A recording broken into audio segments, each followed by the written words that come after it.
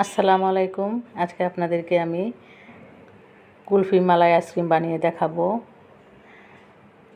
এই প্রচণ্ড গরমে আপনারা বাসায় কুলফি মালাই আইসক্রিমটা বানিয়ে নিতে পারবেন। আপনাদেরকে আর বাইরে থেকে কিনে খেতে হবে না, বাচ্চাদেরকেও বাইরে থেকে কিনে দিতে হবে না, বাসায় আপনারা বানিয়ে নিতে পারবেন আমার এই রেসিপিটা ফলো করে।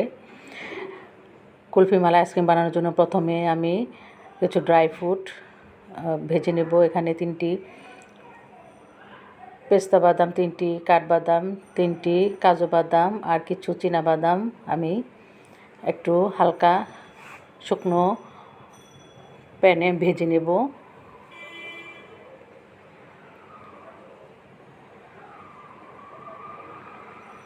মোটামুটি মুচমুচে করে ভেজে তুলে আমি এটাকে ব্লেন্ডারে ব্লেন্ড করে নেব বাদামগুলিকে। আপনারা চাইলে বা ঘরে ব্লেন্ডার না থাকলে আপনারা শিলপাটাও বাদামগুলি বেটে নিতে পারেন। তবে একেবারে পাউডারের মতো করে ফেলবেন না, একটু হালকা দানাদার যাতে থাকে, তাতে আইসক্রিমটা খেতে ভালো লাগে। এখানে আমি 1 লিটারের মতো গরুর দুধ নিয়ে নিয়েছি। এখন আমি জাল করে দুধটাকে প্রথমে আমি জাল করে নেব, বলক তুলে নেব। দুধে বলক এসে গেছে, এখন নেড়ে চেড়ে দিচ্ছি।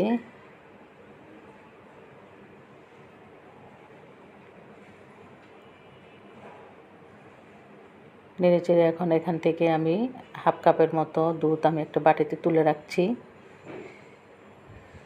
1 চামচের মতো চিনি দিলাম, চিনিটা আপনাদের স্বাদ অনুযায়ী দিবেন। দিয়ে 1 চিমটি লবণ দিয়ে নেড়ে চেড়ে নিচ্ছি। আর দুধটাকে আমি হাফ করে নেব, জাল করে ঘন করে হাফ করে নেব। এ পর্যায়ে 2টা এলাচ ফাটিয়ে দিলাম, যাতে স্মেল ভালো আসবে। এলাচের যে সুগন্ধটা সেটা দুধের মধ্যে চলে যাবে, আইসক্রিমের সেই গন্ধটা থাকবে। তো দুধটাকে আমি জাল করে অর্ধেক করে নিব। আর যেই দুধটুকু আমি এক পাটিতে তুলে রেখেছিলাম সেখানে 1 টেবিল চামচের মতো গুঁড়া দুধ আর 1 চামচের মতো কর্নফ্লাওয়ারটা আমি ওই দুধের সাথে মিশিয়ে দিচ্ছি। মিশিয়ে একটু সাইডে রেখে দিচ্ছি। আর এদিকে দুধটাকে ঘন করে নিচ্ছি।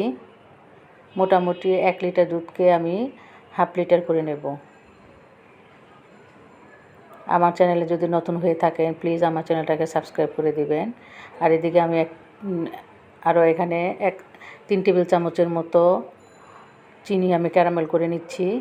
তো প্যানে আমি 3 টেবিল চামচ চিনি আর 1 টেবিল চামচের মতো পানি দিয়ে আমি চিনিটাকে ক্যারামেল করে নিচ্ছি। দেখুন চিনিটা ক্যারামেল হয়ে গেছে। এখানে 1 টেবিল চামচের মতো পানি দিয়ে দিলাম। সরাসরি এই ক্যারামেলটা দুধের মধ্যে দিলে গরম ক্যারামেলটা অনেক সময় দুধটা ফেটে যেতে পারে, তাই এই জন্য আমি পানি দিয়ে একটু হালকা একটু ঠান্ডা করে নিলাম। নিয়ে এখন ক্যারামেলটা আমি দুধের সাথে মিশিয়ে আরও 5 থেকে 10 মিনিটের মতো আমি জাল করে নেব। আমার ভিডিও যদি আপনাদের ভালো লেগে থাকে প্লিজ আমার ভিডিওটাতে একটা লাইক দিয়ে দিবেন। আর আমার আইসক্রিমের রেসিপিটা যদি আপনাদের কাজে লাগে, উপকার আসে, তাহলে আমার একটা কমেন্টস করবেন এবং শেয়ার দিবেন। এখানে আমি যে বাটিতে দুধের মিশ্রণের সাথে আমি গুঁড়া দুধ আর কর্নফ্লাওয়ার মিশিয়ে নিয়েছিলাম, সেখানে আমি বাদাম গুঁড়াগুলি দিয়ে মিশিয়ে দুধের মধ্যে দিয়ে দিলাম। দিয়ে নেড়ে চেড়ে আরও 2-3 মিনিট আমি জাল করে নেব।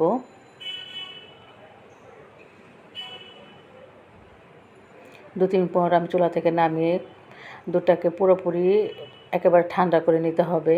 আর 2টো এলাচ ছিল, সেই এলাচটা আমি তুলে ফেলে দিচ্ছি। এখন এলাচের যে সুগন্ধটা সেটা দুধের মধ্যে রয়ে গেছে। এখন দুধটাকে খুব ভালো করে ঠান্ডা করে নিয়েছি। এখন একটা আইসক্রিমের মোল্ডের মধ্যে আমি সেই দুধের মিশ্রণটা এখন দিয়ে দিব।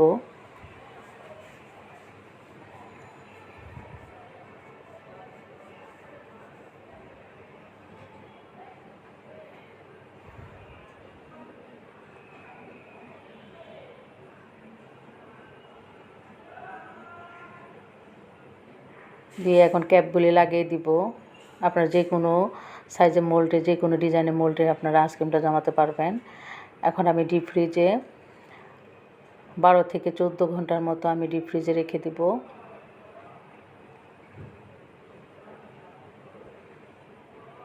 12 থেকে 14 ঘন্টা পর ফিরে এলাম। এখন ফ্রিজ থেকে আপনাদেরকে নামিয়ে দেখিয়ে দিচ্ছি আইসক্রিমটা কত সুন্দরভাবে জমেছে। এই আইসক্রিমটা আমি প্রায়ই আমার বাসায় আমি বানাই। সপ্তাহে অন্তত একদিন বানাতে হয় আমার, বিশেষ করে আমার ছোটো ছেলের জন্য। দেখুন কত সুন্দর দেখতে, কত সুন্দর হয়েছে, কালারটা অনেক সুন্দর হয়েছে, খেতেও অনেক লোভনীয় হয়েছিল। তো তৈরি হয়ে গেল আমার কুলফি মালাই আইসক্রিম। আশা করি আমার এই রেসিপিটা, মালাইয়ের আইসক্রিমের রেসিপিটা আপনাদের উপকারে আসবে, কাজে লাগবে। তো বাসায় অবশ্যই আপনারা বানিয়ে আমাকে জানাবেন কেমন হয়েছিল। তো সবাই ভালো থাকেন, সুস্থ থাকেন। আল্লাহ হাফেজ।